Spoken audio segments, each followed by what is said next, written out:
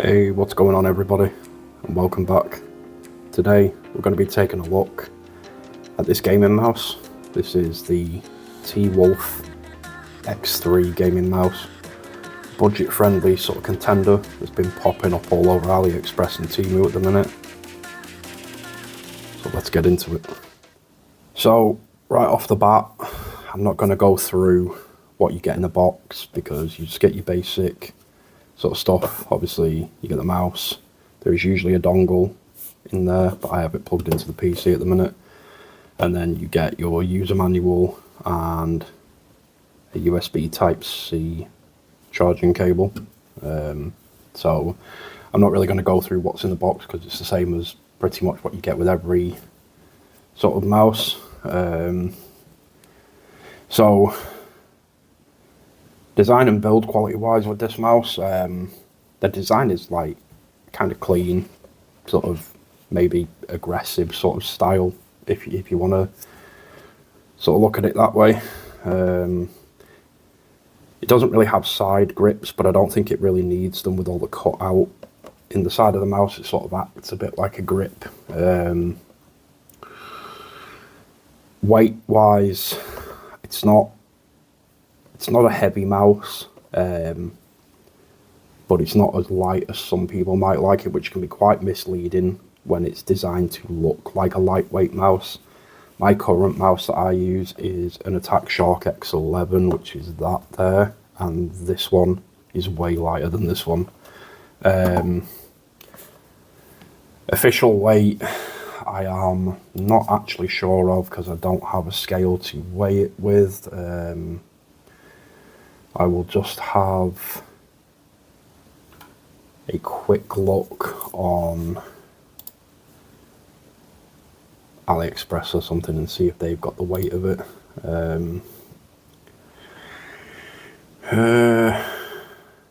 Yeah, even apparently they say it's 170 grams. Like I said, I can't double check that figure because I don't have the right sort of scale to be able to weigh the mouse, but that's what they say anyway. So yeah, you get a mouse with a comfortable shape, comfortable enough anyway. You get a braided cable with it, and obviously you've got the RGB. As you can see, the RGB lighting is fully customizable. Not as fancy as some premium mice out there, but gets the job done if you like a bit of RGB in your mouse. Performance and features, so the X3 features obviously adjustable DPI, which, ignore the red marks, it's because I was using it on a red mouse pad.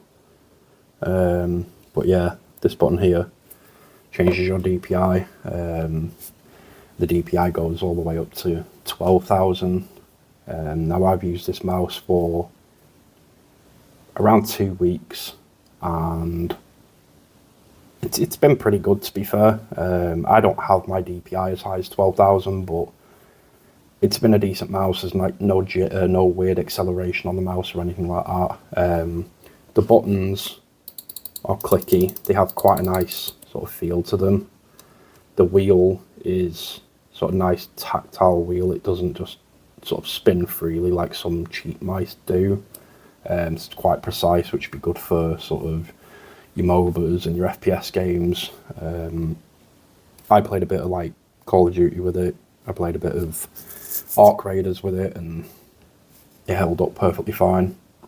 The software, there is software for it. I'm not going to show it because it is pretty basic, but you basically unlock button remapping, obviously, for the two side buttons, and then there's like manual DPI tweaking and a bit of lighting control, but it's basic. That's pretty much it.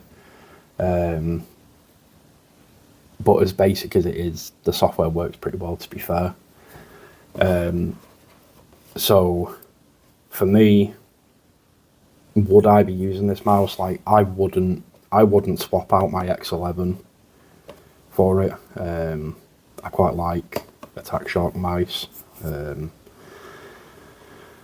But if you're after something that's cheap, you can pick this up on AliExpress or Temu for like sort of 15.50, 15.60. You might even be able to get it cheaper sometimes. So if you're after a cheap mouse that's like under the £20 mark, then it's not too bad. I can't really get used to all the sort of cutouts in it. I think it feels weird in the hand, and I have quite big hands, and this is a very sort of small mouse for my hands compared to this, which is a bit bigger. So if you're in any way like sort of like a large person with large hands, then it's probably not going to be the most comfortable for you. So yeah, pros and cons. I'd say for the pros, you got decent value for money, which is obviously a good thing. Solid performance really for gaming and just your general sort of use on PC. Comfortable sort of ergonomic design, like I said, if you don't have overly large hands. And then obviously customizable RGB, so they're the pros. Cons, the software is pretty basic and it's not as premium feeling as a lot of high-end mice, but again, when you're paying £15, you can't really compare it to high-end mice. And it has limited onboard memory for profiles, which obviously you can do all through the software. So the verdict really, should you be looking at buying the T-Wolf X3, I'd say if you're after a sort of cheap, capable gaming mouse without dropping like serious money on a mouse, then probably, yeah. Punch is sort of way above its weight for something at sort of £15 mark, and it delivers features that most people want in a gaming mouse. So for the low price, yeah, I'd say if you're definitely after a mouse and you don't want to spend a ton of money on one, then it's not a bad mouse to look at. I will leave a link to AliExpress and Temu in the description to where you can pick this up. You can have a look yourself. Just another thing as well, it does come in 3 different colorways. So you have black like this, then you have like a grey finish, and then you can get like a, they say silver, but to me it looks more white. So yeah, I'll leave the links to, like I said, the Temu and the AliExpress page in the description down below. If you've got one of these or you're planning on picking one up or whatever, let me know down in the comments, or let me know what mouse you're currently using. And yeah, I'll leave that here for now, guys. It's only a short review. You can't really do a lot with a mouse, to be honest. Just another quick sort of call to action for anyone that's watching. If you wouldn't mind, please considering hitting the subscribe button. The channel has, in the past couple of days, just hit the 4,000 hours of watch time, so we are sort of fully capable now of being monetized fully, like Google ad revenue monetized. But obviously we're short on the subscribers. We're at, I think, 212 at the time of recording this video. We need to be at 1,000 for full ad revenue. So if you wouldn't mind, please consider subscribing. Thanks for watching, and I will catch you all in the next video.